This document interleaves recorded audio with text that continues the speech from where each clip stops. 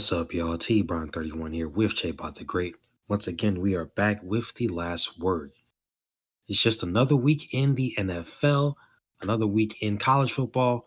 We've got a full set of videos for you today. We're starting off with a game that, unfortunately, we both picked incorrectly last week, the Dolphins and the Bills. This one seemed like it was going to be a shootout pretty early on, and it was until it wasn't, with the Bills ending up with a 48-20 victory in Buffalo. Yeah, man, I was excited to talk about the Dolphins last week. This one's going to be a little less excitement. Right. We'll go over the stats.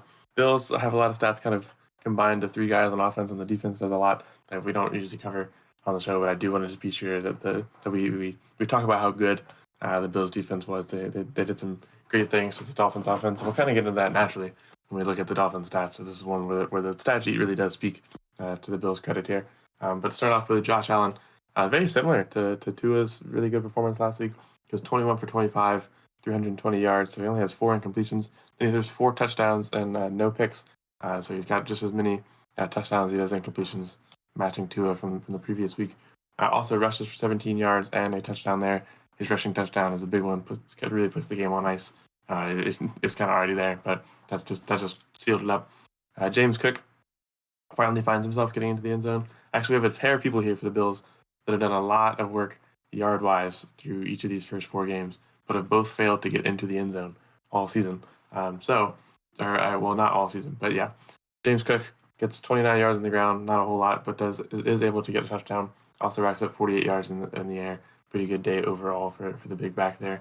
And then Diggs reels in 3 touchdowns for 120 yards on 6 receptions. Big game for him, kind of boosting his touchdown stats automatically there. And Gabe Davis seems to be inevitable. Grabbing the 4th touchdown from Josh Allen. He seems to be able to find one each game. Micah Hyde picked off Tua at one point in the game, had a good 23-yard run after the pick. Made a pretty big play. The Dolphins, things don't go anywhere near as well as they did last week. They put up 20, which is kind of poetic considering the loss of the Broncos losing, putting up 20. Tua goes 25 for 35, 282 yards, 1 touchdown, 1 interception. Probably not his best game of the season so far. Devon Achane, as he said that he would like his name to be pronounced, he's vocalized that in a meeting after the game, led in rushing with 101 yards and 2 touchdowns. The rest of the Dolphins' ground game really ain't worth talking about. They weren't able to get much going. Mostert had a rough day, fumbled a few times, so not a great day for him. The air attack wasn't going much for them either. Tyreek Hill led the Dolphins in receiving with 58 yards, and that's mostly the only notable thing, other than Braxton Berrios getting himself a touchdown as well. Had a few touchdowns to Berrios this season. So subtle signs there of the Dolphins' attack still having all these people that can get a lot done, but they just weren't able to get anywhere against this Bills team. A lot of it through turnovers. Tua has the pick, and the Dolphins fumble 4 times. They recovered 3 of those 4 fumbles, but that still is just not helpful. Doesn't do a lot for you. So this game starts out, as Taryn said, as a shootout. Bills touchdown, Dolphins touchdown, Bills touchdown, Dolphins touchdown, Bills touchdown, and then there's a punt, and then there's a punt, and then that's it. The game falls apart for the Dolphins from there. They're not able to get much going. They score in the second half, miss on a 2-point conversion where Mike McDaniel was trying to do some math, thinking about if the Bills score again, what we would need. That doesn't end up working out, and then we don't score. The Dolphins don't score again from there on out, and the Bills just keep going for a little bit. They probably could have scored a little more, but they kind of let off the gas, and the Dolphins sputter out here and there. There's other things, a lot of things that went on with this game. Pretty big game for the Bills to come in and quiet up all the noise about their divisional rival. These are always fun games between these two opponents, and they won't face each other again until Week 18 in Miami, so that'll be interesting. Yeah, and that's just something, real quick that I really just thought about. Obviously, we mentioned this last week. The first game between these two teams last season was in Miami. It was around the same time last year, and it was extremely hot out there. The Bills players, a lot of them went down during the game which Miami won. And the flip side, later in that season, it was pretty much typical December, November, December Buffalo weather. So on the flip side, you had the Bills coming out. So this season, it's kind of shifted now because you're playing in Buffalo in September or October, very beginning of October, and you'll play in Miami in December. So you're kind of taking away that advantage for the home team a little bit there, where it's leveling out the playing field as far as the weather goes. It's not going to be extreme one way or extreme the other way because it's not going to be nearly as hot in December or January if it's week 18. So it's not nearly going to be as hot for Miami. But yeah, I think the exact point where the game kind of went off the rails is kind of that touchdown to Stephon Diggs, that one where they went up 28-14, caught on the edge on the boundary there, right before you would go step out of bounds. And they called Miami for illegal contact on that play. It still didn't matter. I mean, when I saw that play live, I'm like, all right, that felt like the kind of play where it would set things off in the motion where, yeah, this one might get a little out of hand at this point because offenses has slowed down, like you mentioned. So five first drives, 5 straight drives, all touchdowns. The Bills are up, and then 2 out of 3 of the next few drives, you have Dolphin punts. 3 and outs, actually only getting 4 and 8 yards on both of those. So just like that, the game flips. Your offense isn't doing much. You can't get the running game going at all, really, in the first half for the Dolphins, and that was a big part of their win last week against the Broncos. Pretty much non-existent in the first half this week. And then you allow a touchdown on a play like that. Like that's the type of play that gets the fans hyped up, takes your team out of it. You get called. That's the worst thing. To get called for a penalty and still allow a touchdown on the same play.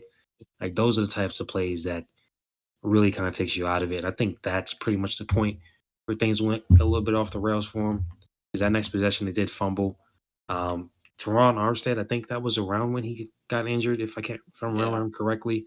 So the offensive line for Miami was getting a little beat up there. And then they fumble. Bill was able to score off of that. And then just like that, went from being 14-14 to 31-14. It's like, all right, we know the Dolphins can put up a lot of points, but trying to come back from a deficit like that and having the way it happened was just kind of demoralizing. Like I think if they had been down from the beginning and then came back to at least make it that score, I think it would have been a little bit different. You would have had some momentum. But considering their last few drives were punt, fumble, and punt, like they really had no momentum. And I was really surprised to see that when they came out in the first drive, that they went all the way down the field, running the ball well, more yards on that drive than they had in the first half running the ball, and went for a touchdown. But that was the last time they scored in the entire game. So they weren't able to take that momentum, the turnovers and interceptions, turning the ball over on downs, literally every drive after that. And that pretty much just killed them. Yeah, I mean, you could just feel every the Dolphins' mistakes adding up as the game went on, and the Bills were playing really, really good football at that point too. So every time the Dolphins made a mistake, the Bills were just able to immediately find some sort of way to capitalize on it. Even when things seemed like they could go good towards the end of the game, right? They throw a touchdown um, to Jalen Waddle, beautiful pass, and then the center ran too far downfield, so it gets called back, and then they stall Yeah. out and turn it over on downs again.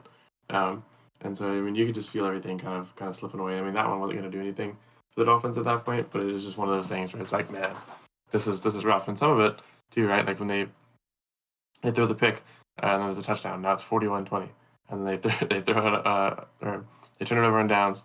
They'll score again. It's 48-20, and then they turn it over on downs again. And you're thinking, man, this is the point where you would start kneeling the game out, but it's not because there's still like 8 minutes left in the game.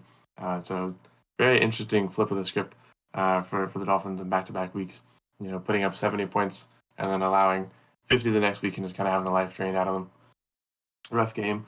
Some rough things for the Bills in this one too, with the turf field striking again, taking after Davius White for the season. That's a big loss.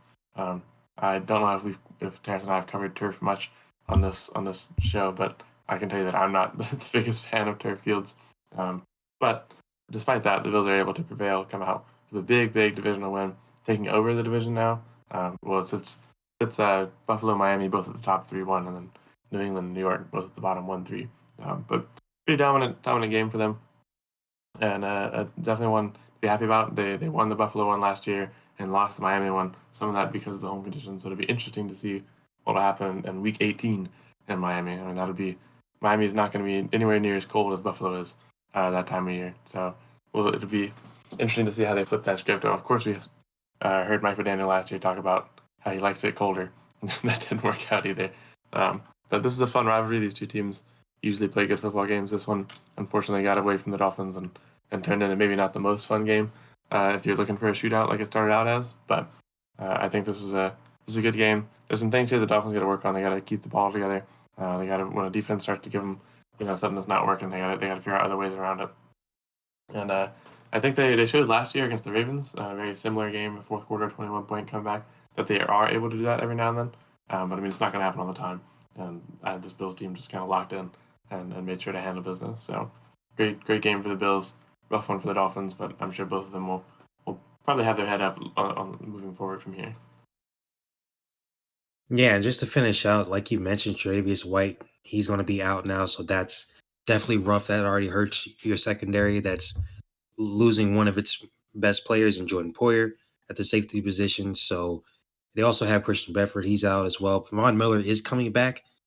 He's supposed to start practicing this week as of today. So, well, as of today, they're saying he's going to start practicing this week. So, yeah, that's something we got to keep an eye on with Buffalo. But I do think that this was probably their it's obviously their best showing of the season. I mean, they beat up on Washington just last week, but even though Washington played a really good game against Philly, I think this was probably more of the type of competition that you'll see deeper in the playoffs, assuming both these teams make it and at least make some decent kind of runs. So, yeah, I think this is probably the Bills' best performance this year.